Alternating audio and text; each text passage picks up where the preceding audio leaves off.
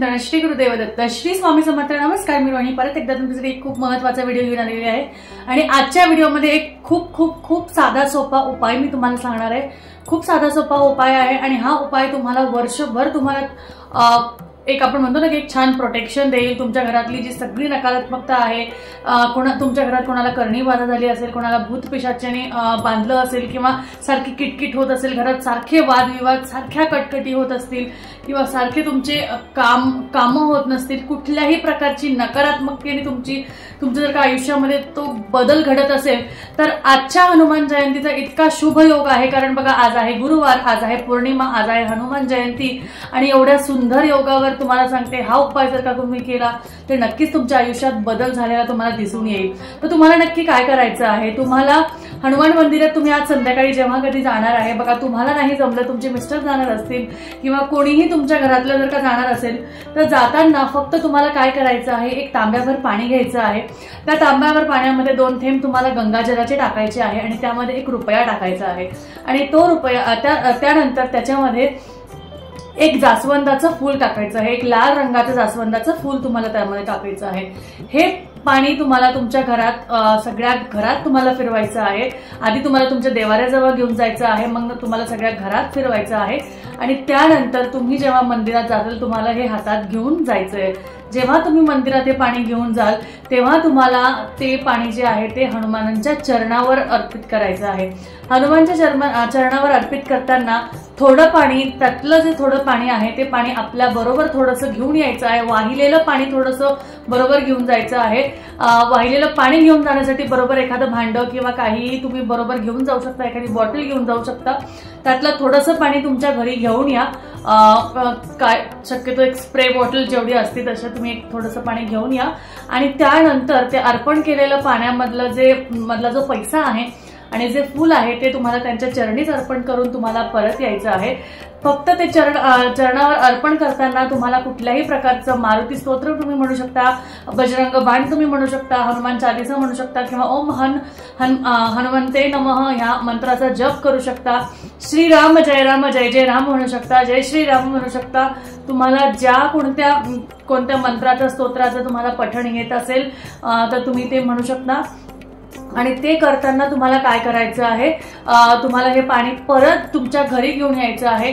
घरी आणल्यावर तुम्हाला हे पाणी तुमच्या देवाऱ्यासमोर ठेवायचं आहे परत आणि त्यानंतर हे जे पाणी आहे, हे जे हनुमानाच्या चरणावरचं जे पाणी आहे, हे पाणी तुम्हाला तुमच्या घरात सगळीकडे शिंपडायचं आहे। हे पाणी तुम्हाला सगळीकडे शिंपडायचं आहे म्हणून तुम्हाला म्हटलं एक स्प्रे बॉटल घ्या किंवा सगळीकडे फुलाने वगैरे शिंपडा आणि ते झाल्यावर तुम्हाला रात्री एक दिवा लावायचा आहे। त्या दिव्यामध्ये कोणत्याही तेलाचं, बघा शक्यतो हनुमानाला किंवा मारुतीरायाला 3 तेलाचे दिवे लावले जातात, एक तर मोहरीचा, चमेलीचा किंवा मग तिळाचा तेलाचा। पण जर का तुमच्याकडे ह्यापैकी कोणतंही एक तेल असेल तर ह्या तेलाचा दिवा जरी लावला तरीही चालेल आणि कोणतीही पंती घ्या, त्या पंतीमध्ये साध्या आपल्या लांब वाती घ्या, त्या 2 वाती तुम्हाला लावायच्या आहेत। त्या 2 वाती लावल्यानंतर तुम्हाला तो देवासमोर ठेवायचा आहे किंवा हनुमानासमोर ठेवायचा आहे। तुमच्याकडे मूर्ती असेल, फोटो असेल किंवा नसेल सुद्धा तर तुमच्या देवारात ठेवा आणि त्यानंतर तो तुम्हाला दिवा तुमच्या सगळ्या घरात फिरून आणायचा आहे आणि तो फिरून आणल्यानंतर परत देवाऱ्याजवळ ठेवायचा आहे। मग पिवळ्या मोहरी घ्यायच्या आहे, पिवळ्या मोहरी तुमच्या हातात सगळ्या तुमच्या घरात फिरून आणून परत त्यात तुम्हाला देवाऱ्याजवळ येऊन त्या दिव्यात टाकायच्या आहे आणि दिवा तुम्हाला पूर्णपणे तो जळू द्यायचा आहे। आणि अशा पद्धतीने जर का तुम्ही हे दिव्याचा एक उपाय आणि हा पाण्याचा उपाय नक्कीच केला तर तुमच्या घरात जी नकारात्मकता असेल, बघा तुम्ही बजरंगाच्या पायावरचं पाणी तुम्ही आणलं आहे, त्यामुळे हनुमान आपले संकट नाशक आहेत, त्यामुळे ते कुठल्याही प्रकारचं भूत पिशाच हे तर त्यांच्यासमोर काहीच नाहीये।